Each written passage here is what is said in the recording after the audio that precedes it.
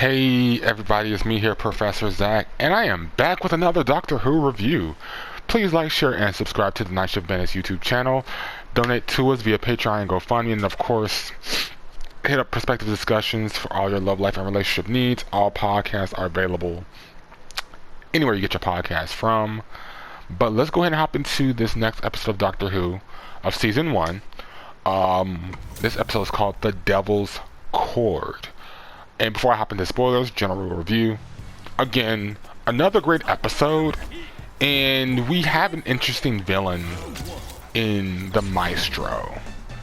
And this is where we kind of start to see other, I guess you want to call them gods or aliens who are similar to that of the Toymaker from the specials. So, and we do kind of dive deeper into that little foreshadow that the Toymaker said when he said that, like, my legions are coming, when he was defeated by the Doctor. But yeah, so overall, again, Millie Gibson, who plays Ruby Sunday, I forgot the actress's name in the last review, got it in this review, and Ncuti Gatwa, who plays the Doctor. Again, the chemistry is on point as usual. Wanted to give a big shout out to the person that plays the main villain, Jinx Monsoon. The main villain name is Maestro, and their whole deal is music, right? And it's they play it fantastically. They're, of course, like I said in the last review, everyone's having fun, and they're having fun here. You can tell Jinx is just having a great time, you know, playing Maestro, and it's just, Maestro's a fun villain. I love it. I do have some complaints that I'll get into the spoiler review. But overall, again, a great episode of Doctor Who, and then of course it links to the overarching story, so you can't lose with that. I mean, you can, but still, and it was fantastic. So from here on out, spoilers, and yeah, you gotta go check out the episode if you haven't already. Hell, why are you looking at this if you haven't, right? But from this point going forward, spoilers in 3, 2, 1. So, I love the fact that this version of the Doctor is getting a wardrobe. Now, what do I mean by that? So, normally, most Doctors, they wear the same thing in every episode, unless something special happens, right? But we're starting to see that this Doctor, he's like, yo, we're in 1962? The Beatles? Let's go ahead and dress up like we're from 1962. And, you know, the Doctor and Ruby just goes in, have their whole wardrobe scene, and they go out to where the Beatles recorded their first song, you know. But something is wrong. The songs are trash. And they go to another artist who who I know for a fact is someone I'm not too familiar with, I'm sorry. I'm sure they're a legend. Her song is trash.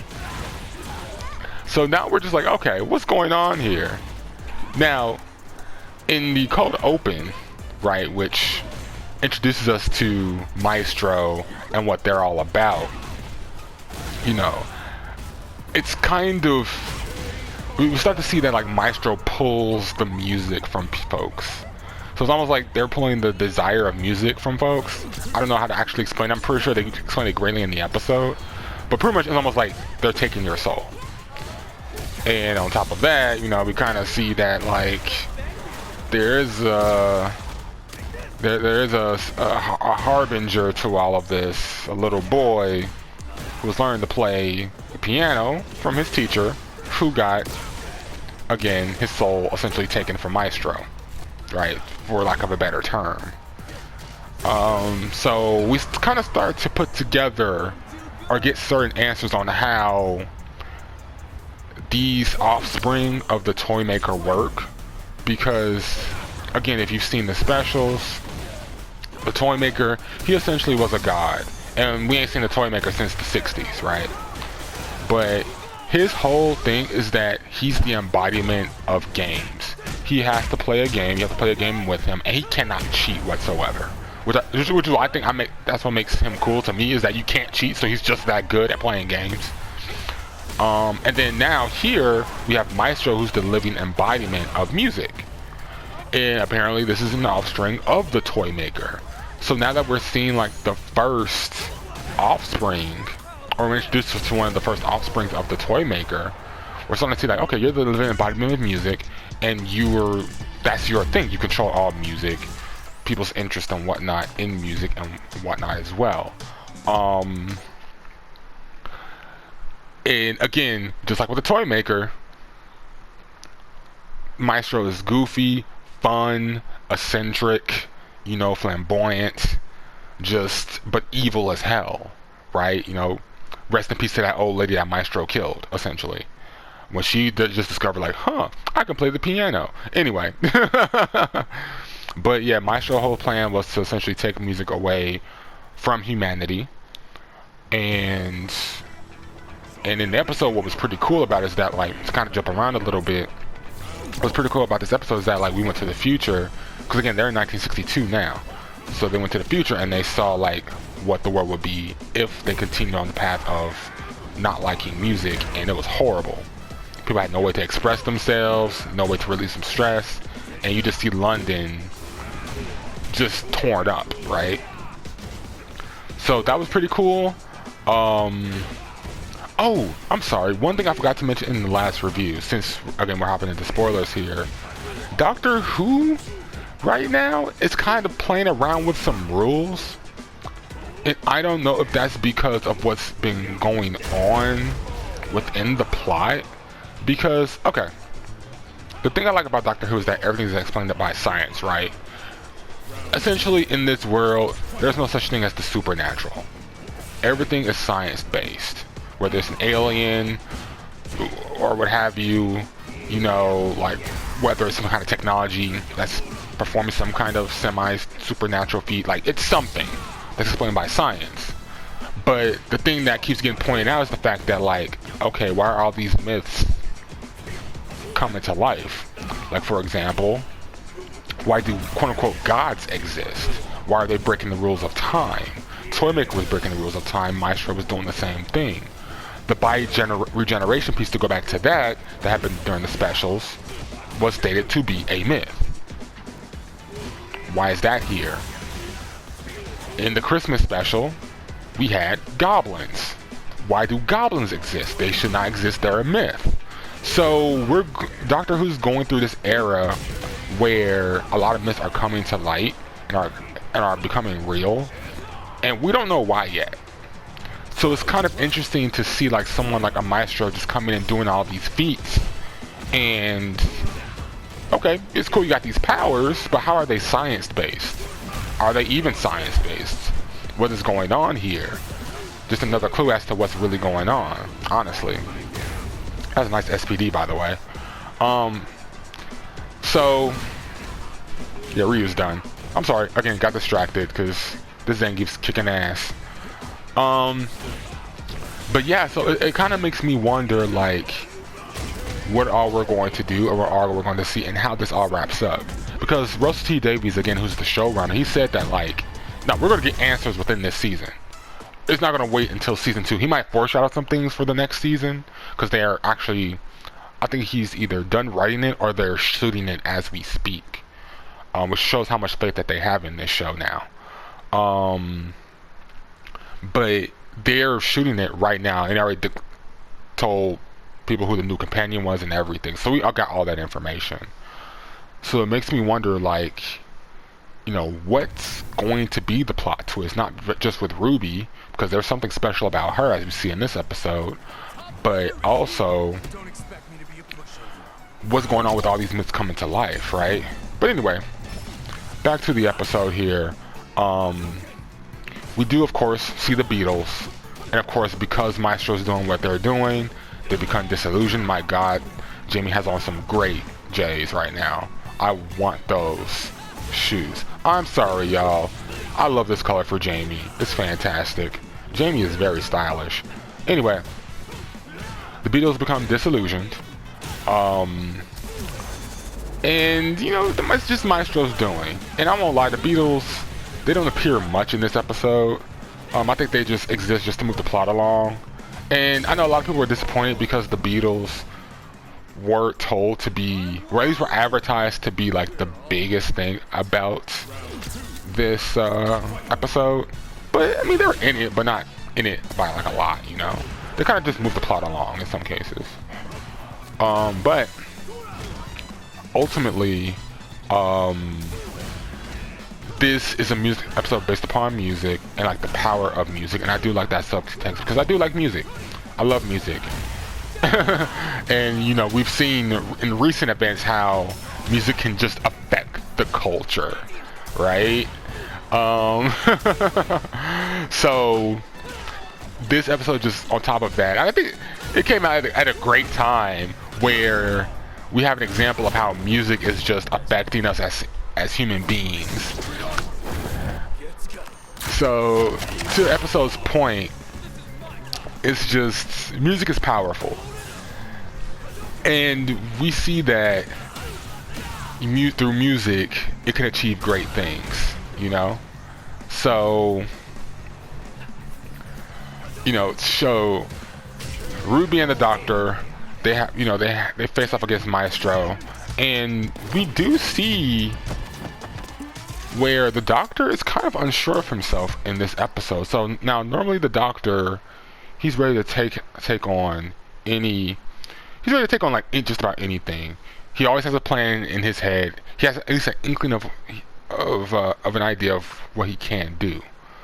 But when fighting up against Maestro, he's like, we gotta hide, and Ruby's like, wait, you never hide, because the Doctor never hides. He runs when he's trying to get a plan, but he never hides. So it's kind of weird, right? But the Doctor doesn't know what to do against this power, because this is literally the power of a god. You're fighting a god, and like the Doctor said, you only get one trick against the god, and when the Doctor does that one trick by silencing the scene, that's all he has. So I kind of like the fact that that's like a rule. Like, you only get one trick against someone this powerful, which makes sense. You can only trick someone that powerful once, maybe twice if you're lucky. Maybe if you're lucky, because this is a person, this is an all-powerful being. So what are you gonna do if you don't trick them? You trick the toy maker easily. I mean, you trick the toy maker. I mean, that would say you trick the toy maker easily, but you trick the toy maker and you won against him. Not once, but twice, technically. And keep in mind, that was at the skin of his teeth both times. Maestro, you got your one trick out, and this ain't the toy maker. This is the embodiment of music, so rules are different, right? So now you gotta figure out, like, okay, how do we beat Maestro? So Maestro was summoned by a certain chord, which is the Devil's Chord, right?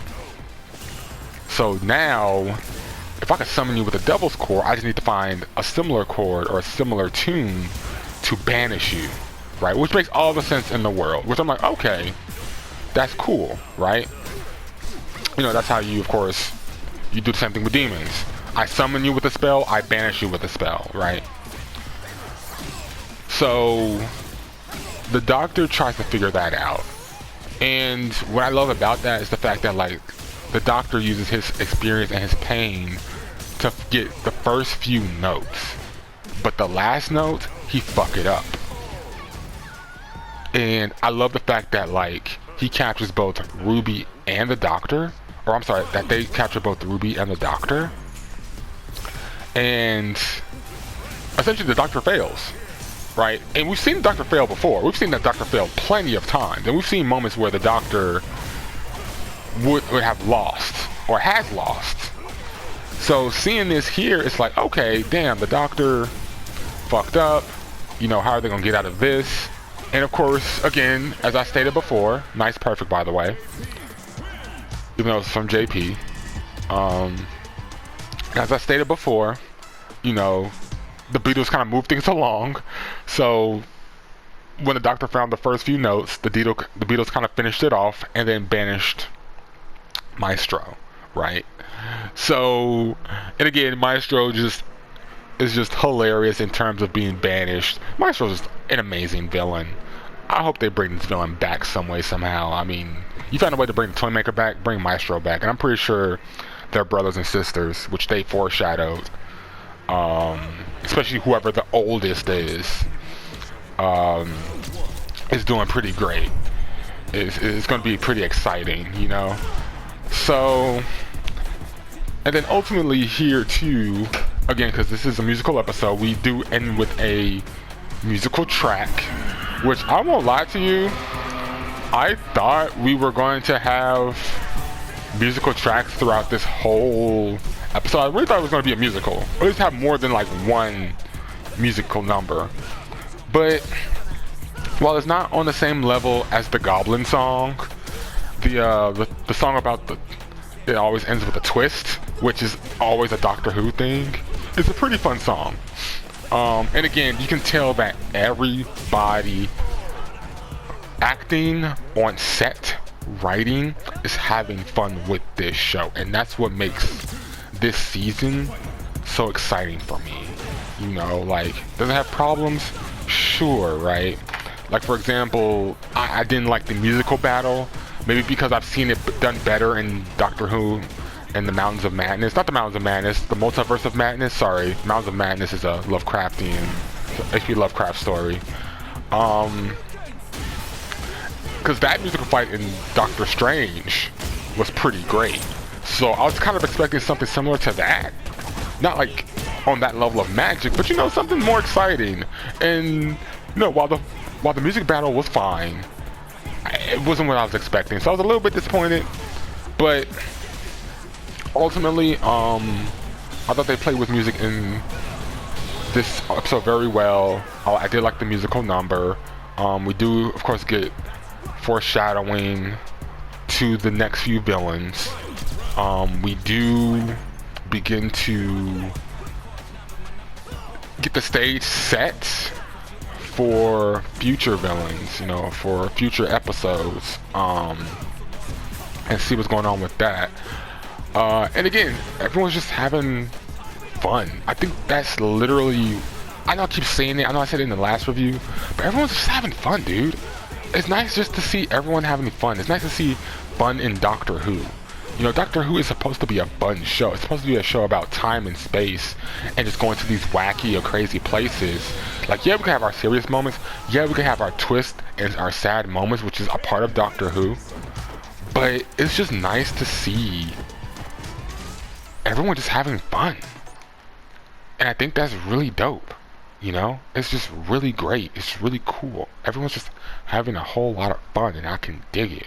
You know, the villain was fun. Again, Ruby and the Doctor's chemistry is just on fucking point. They're having fun. You know, the musical dance number in the end was just fun. You know, like, even though I didn't really like the musical battle, you could tell they were having fun with that. You know, like, again, Jinx Monsoon playing Maestro. Just all the fun in the world. Like, if y'all haven't seen this episode and you're listening to me talk about spoilers, go watch it, please. I can't stress enough. Now's the time to hop into Doctor Who, because this so far we're a few episodes in and everything is just fun right now. Like, since the Christmas special, Shooty's just been fun. The Doctor's just been fun. Ruby's just been fun. Everything's just been fun. That Goblin song rocked. So, and I hope we get more songs later on down the line. Like, come on, let Shooty's Doctor, let this version of the Doctor be a little bit more musical. I mean, let's be honest. I'm bringing race into this a little bit, but in a fun way. He's black, so let's bring in some music, let's bring in some style, and Ruby's just along for the ride. She's like, you know what, I'm young, I'm hip, you know, she's full of energy, so, you know, she's gonna be down for dressing up too. You know, she's a stylish young lady, as you saw in this episode. Hell, I love, like, Ruby's, her costume. Like, I love her default costume. It's fantastic, it's very stylish, I love it, you know. Hell, even the Doctor's like default costume is fantastic, right? So it's like, we're stylish over here. We're styling, profiling, we're singing, having fun, fighting mythologies, doing great. It's fucking fun, guys. I'm having fun with this. I'm gonna watch these episodes again. Hell, I might start from, actually I am going to start from the Christmas special, the Church on Ruby Road, and then watch it again here with the Devil's Chord. you know, and it's just fun, guys. That's all I can really say. That's all I can really say, y'all. It's just, I don't know, it's just nice to be fun. It's just nice that Doctor Who is fun. Again, like, not saying that, you know, it stopped being fun, because, I mean, it kind of did to an extent. But I think that's what this new era of Doctor Who needs, like modern Doctor Who needed, was just a soft reboot. Because this new era of Doctor Who started back in 2005. You know, because it took a big break between, like, what, 1996 and 2005 or something like that. And, you know, when it first came back, again, we had the fun there. It was new. We had new stories, new villains, new everything. But, you know, as with any show that keeps going, it starts to lose its way a little bit. You know, again, I feel bad for, and again, this is more for those of us who've been watching for a while, so forgive me if I lose the new people. But Jodie Whittaker, who was the first woman Doctor, you know, I didn't have a problem with the Doctor being a woman. As a matter of fact, I was looking forward to it. And I get what they were trying to do with that Doctor, and I won't lie, she had some great episodes here and there, but I don't think the writing was on point with her. And even with a little bit with the 12th Doctor, you know, the actor's name is Peter Capaldi. He was great. He's actually, I won't lie, I'm kind of going back and forth with 11 and 12 on who my favorite Doctor is. Matt Smith, I still love you. He's still my favorite Doctor. If you don't know Matt Smith, he was the villain in Mobius, the fun villain. Matt Smith was a fun Doctor too. But anyway, not to go ahead, because that's a whole different conversation as to who my favorite Doctor is. I won't confuse y'all with that. But there was a point in Doctor Who where it needed the soft reboot. The writing wasn't all that great at one point. It was starting to lose its way. I feel like, you know, we were seeing the same villains and the same plot points again. Like I said, once again, the Doctor's the last of his race again. After we just brought back the Time Lords, you want to destroy them again, and then pretty much do it with the same few species, with the same villains doing the same things essentially. So it's kind of like, okay, y'all, okay. So it's kind of nice to have this soft reboot. How they're kind of taking the timeless child concept and doing something with that. Hopefully they do more with it. Because it's not going away. It's not going away unless we just retcon stuff. It's not going away. So it's here, it's now, and they're doing something with it, and it's pretty dope. Like I said, I kind of wish they went ahead and actually did make this episode more of a musical episode. Kind of similar to like what Buffy did in their musical episode, but that's fine. But ultimately, this episode was just fun, guys. This era is so much fun, and I can't wait to see what's gonna happen next. I know in the next episode, which I will review, I might make these weekly, because I am the Doctor Who fan of the Bandits. The Doctor this is in the preview, so you can see it for yourself, but this next episode is going to be interesting because the Doctor steps on a mine and he's stuck there, and I guess all the legwork is going to be done by Ruby. So now we get to see like Ruby put in at least a little bit of work, which, you know, every companion get those couple of episodes where they have to put in more work than the Doctor. They have to show how capable they are. So that's going to be exciting to see how Ruby handles this, because we already start to see the mystery behind Ruby, how special she is. Like, for example, one thing I forgot to mention in this episode is that the Maestro tried to extract her music, or her soul, or whatever you want to call it, and realizes that she has an extra song within her. So it's like, okay, what is that? What's going on? And then it starts to snow, which is akin back to when she was dropped off at the orphanage, because it was snowing during the orphanage, right? So the mystery of Ruby is coming together, and we're gonna see what's up with that. So I can't wait. You know, I can't wait. Overall, great episode. Fun episode. I can't stress that enough. It was fun. Everyone's just having fun in this, and I love it. You know, and again, I'm glad Doctor Who is back, and I can't wait for that next episode where we're gonna see what's gonna happen with the Doctor in terms of that mine, because I'm just like, that's a tense situation, man. That's a tense situation. But alright, y'all, again, it's me, Professor Zach. Please like, share, and subscribe to the Night Shift Bandits YouTube channel and hit us up on all podcasting platforms, as well as our sister podcast, Perspectives Discussions, where we talk love, life, and relationships. And don't forget to donate to us. Drink your water. And you know what? We're gonna finish out this match with Minot, because Minot just deserves all the love. You know, look at that. So graceful. You know, this is the best character in the game, in my opinion. Like, oh, and if I talk a little bit of Street Fighter real quick, I can't wait for her changes. I cannot wait for her changes. You're telling me her level 3 is going to be stronger based upon her metal level now? And it's a significant damage boost when you have like 5 metals too. So that's going to be hilarious. But I want to thank y'all for coming to this review, and you know, check you guys out next time. Peace.